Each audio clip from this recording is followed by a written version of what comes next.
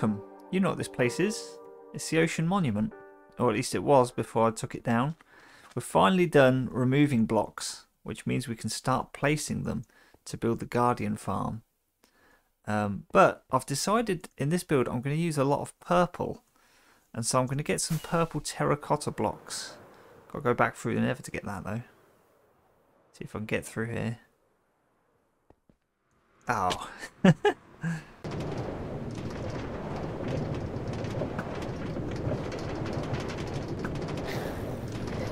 And I haven't put the walls around here yet. Do it later.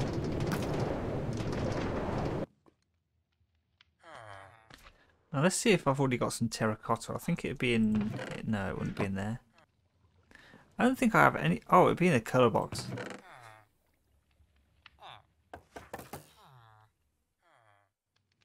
Yeah, so if I remember right, you can only dye terracotta. You can't dye already dyed terracotta, I don't think.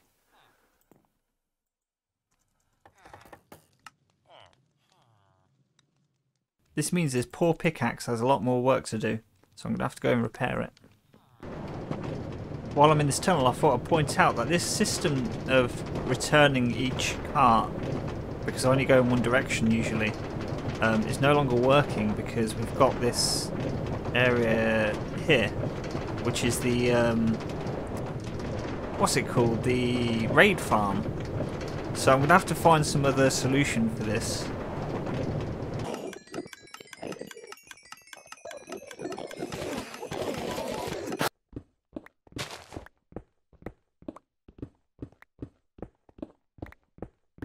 I think we're going to need a lot more than this, but it's a start. Now, to get the purple dye, I can't remember if the flower farm produces blue flowers, or if I'm going to need to use my lapis. Let's find out. Yes, blue flowers. Brill.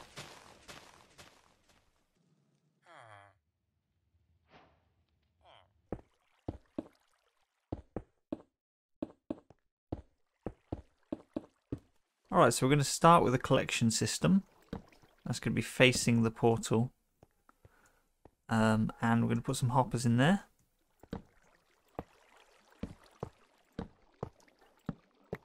We're going to use campfires. I can't remember the recipe. I'm going to guess. Is it that? No.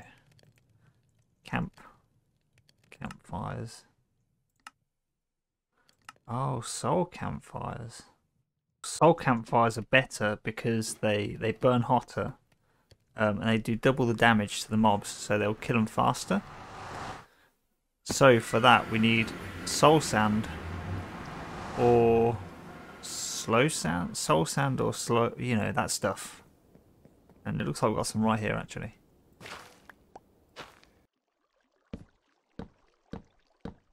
So hopefully this should fall in a way that's way too early, so I need to move it 2 blocks forward. Alright, let's try this.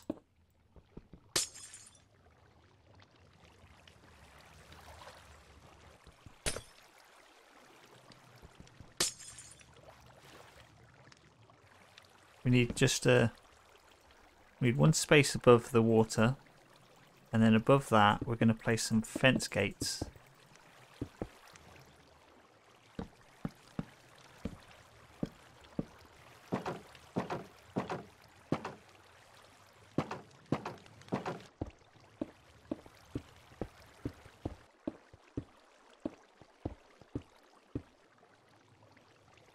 Oh, I just remembered.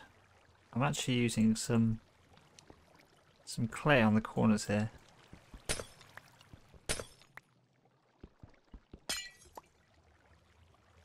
Terracotta even.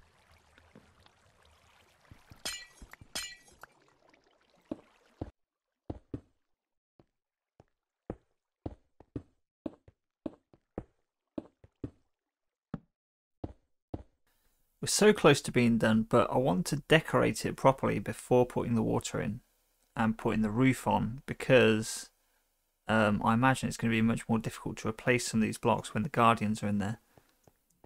So I'm going to decorate it first.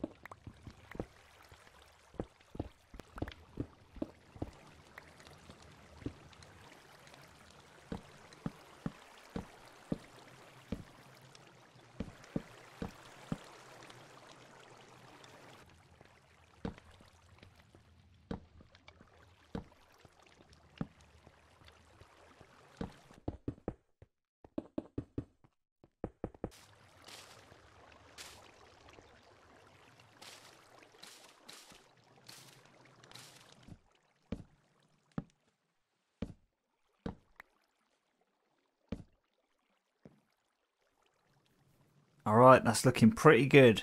But now I think it's time to see if it actually works. Switch it on. And the way I'm going to do this, I haven't thought about this too much, so there might be a flaw in this plan I'm about to discover. I think what I'm going to do is I'm going to place leaf blocks all along down here, and I'm going to place water above it and then break the leaf blocks, and that should create a constant downflow for the guardians to hopefully quite quickly jump in there.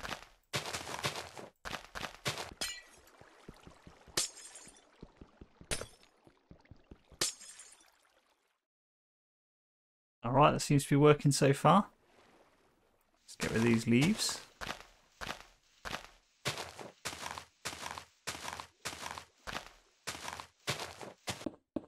And we're putting a roof on because, according to the wiki, if the water can see the sky, there's a significantly lower chance of spawning guardians.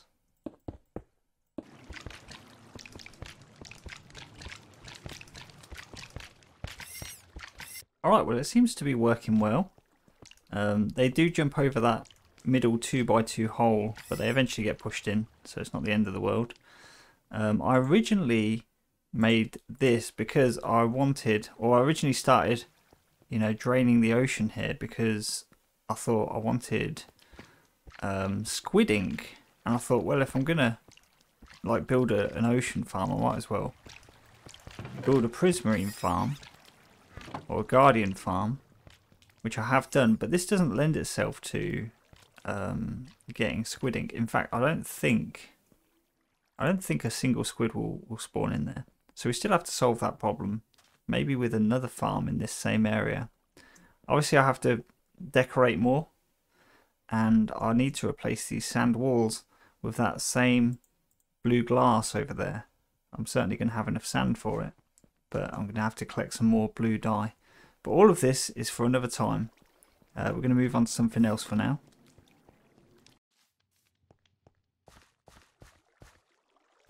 So in the last episode we made a new friend. Okay, I'm going. And before he asked us politely to leave, we got ourselves a bunch of goodies. And a lot of these things in here I've never interacted with before. Starting with Swift Sneak. Now I've heard what it does. It does what it says on the tin.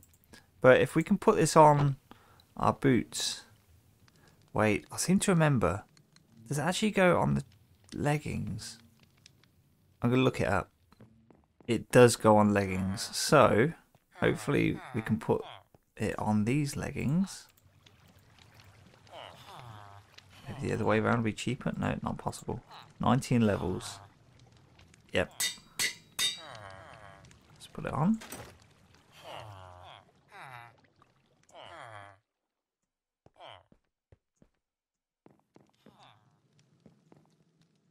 That feels strange. Yeah, this feels very weird. This would be good in combination with like the option to,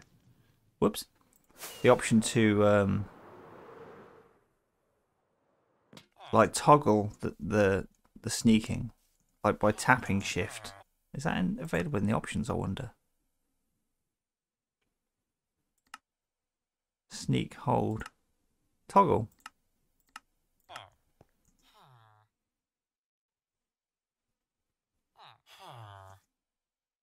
I might keep that. Alright, let's see what else we've got. There are some music discs there, which I'm not going to play here because I heard that there is some complication with YouTube copyright. But I did notice, hey buddy, I did notice that there's a disc by Lena Raine. Now, Lena Raine is the musician on Celeste, and that is a wonderful soundtrack, so I'm definitely going to give that a listen. And then these other, the other one is 13 by C418, so I've probably already heard it. We also picked up a skull. I think this should go on the bookshelf actually. Now let's figure out the difference between these 3 different blocks, because I don't know the difference. I know that we're going to need some redstone. Let's go back up to the islands. Alright, On second thought, there's more space down here. Here we go, this is nice and spacious. So let's get some redstone dust. We'll put this down. So this does what I thought it would. In that when it hears you move, it will set off the piston. But I wonder if we were to put a delay on there, if the piston itself...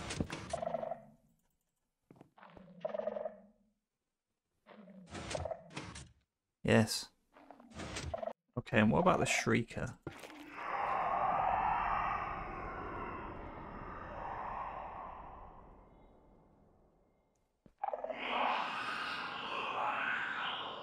What use is that?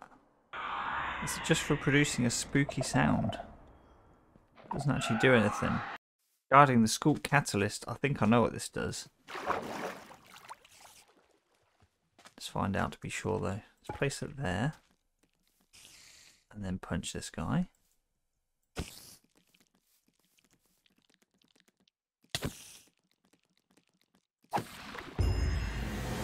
Ooh.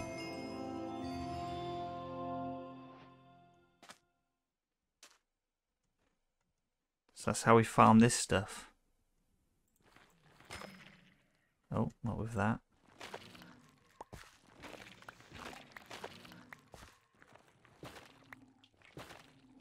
The disc fragments and echo shards might do something interesting, but we don't have enough of them to craft anything, so we'll have to return one day to the deep dark. I have to say, this is such a nice decorational block. I have to build a farm at some point.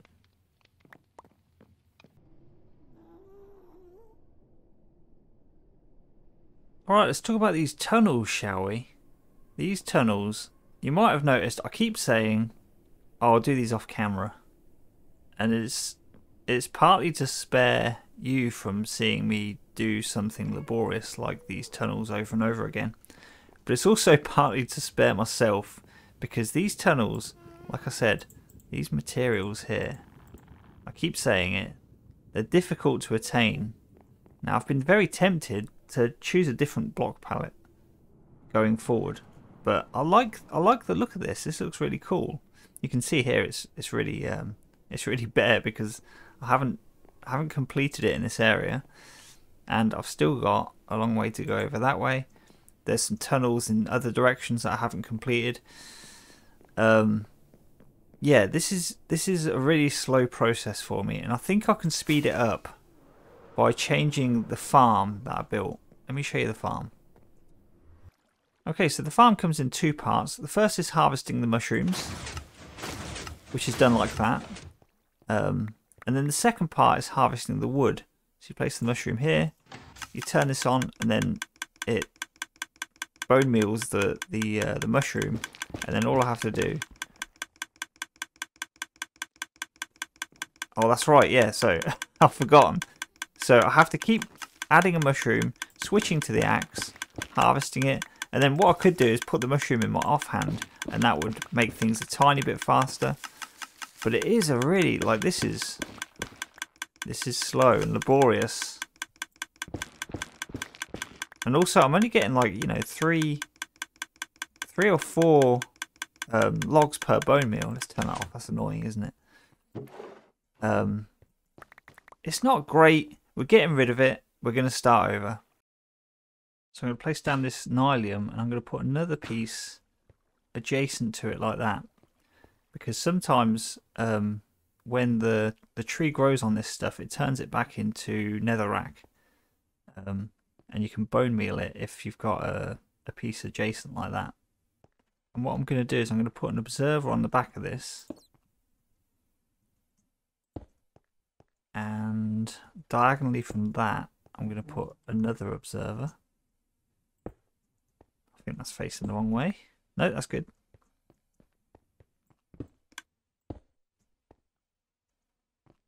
That should do it.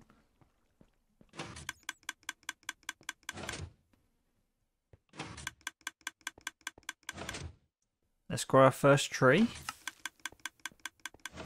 Now, what I want to happen when this tree grows, and only when there's a tree here, I want a bunch of pistons to push it in that direction.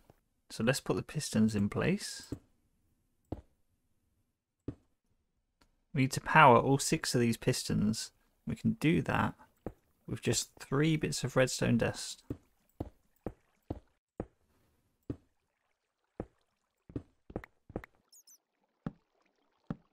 Let's just quickly check that this works. Perfect. Here's how we're going to make sure that the pistons only extend when they're supposed to. We're going to put a redstone torch on this side, and we're going to put a repeater on the other. So that repeater will only get powered if there's a block right here.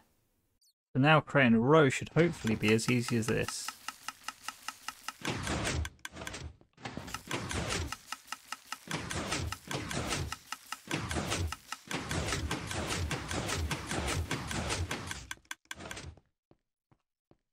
But I don't just want a row, I want a box. So I'm going to have an observer looking at this. That's the wrong way around. And we're going to have a stack of pistons just like before.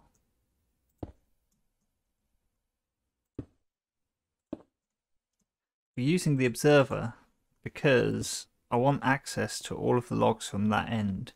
If I was to use the same method as over there, where I'm separating a repeater and the redstone source with the wood block, then I don't think it would be quite as neat on the inside. So we're using this method instead.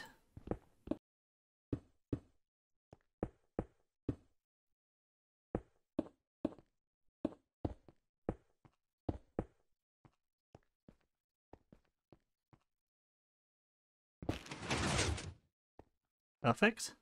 So now we just need to extend this wall. And we're going to build the same system over here to push the blocks this way.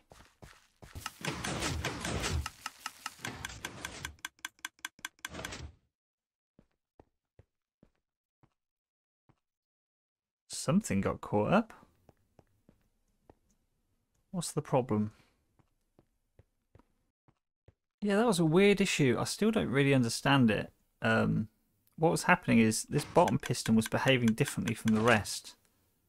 Like it was getting stuck, or the others were getting stuck, I'm not sure.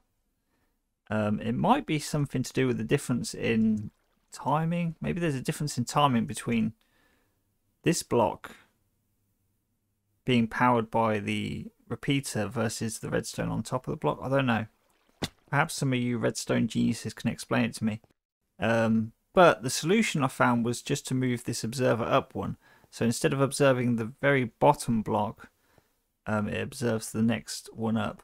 And that seems to resolve it. But what I want to do now is I want to time to see how long it takes to do the 3 walls. Let's give it a go.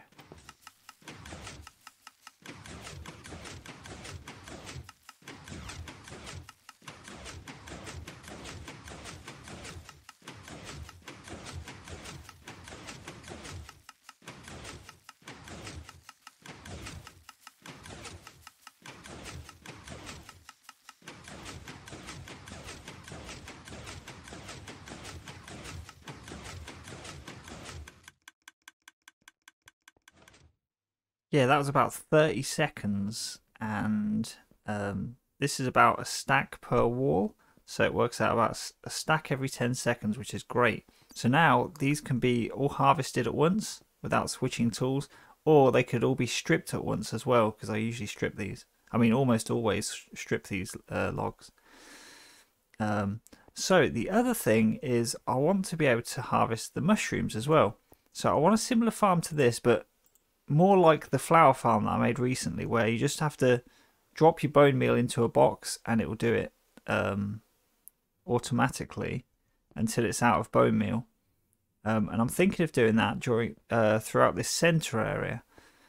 The problem with that is I don't think these mushrooms, I don't think they grow at the same rate. So I think I made it this size because this is the ideal size for, like, the ideal growing area for a piece of bone meal.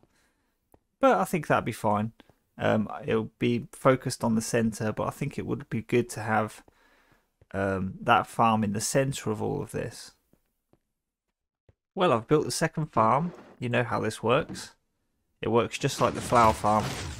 The only difference is that it's just slightly smaller. But if you want to know in detail how that works, there's a tutorial for it. And I've done some decorating.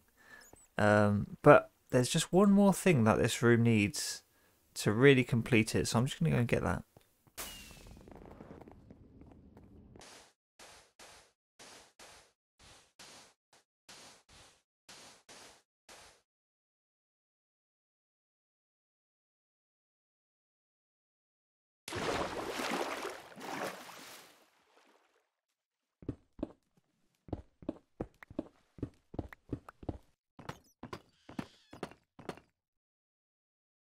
What was that?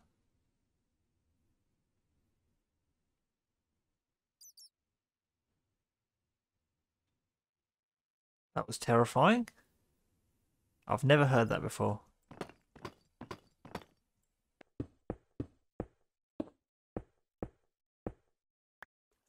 Okay, the crimson room's done. I just now need to mirror all of that work on this side. I obviously need to get rid of these blocks.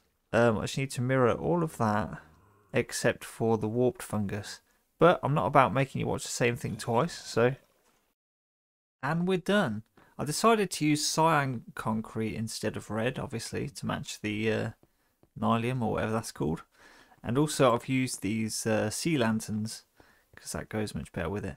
Now I found a flaw in this. You might notice this redstone is switched on. It shouldn't be.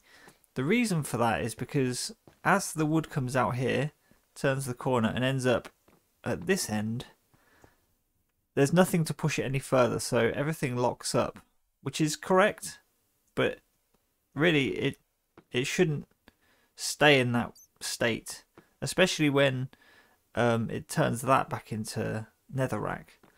So I think what I'm going to do is I'm going to put another observer up here that's going to send a quick pulse to the redstone. If you remember, there's a redstone lamp just there, redstone torch even, not lamp, that's powering this. And if I send a quick pulse to it, that should fire the pistons once again.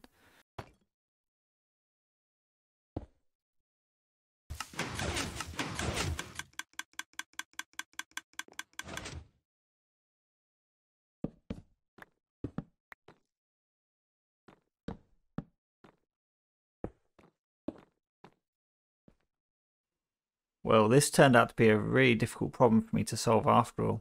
I've moved the observer in one block, and that goes into a pulse extender up here.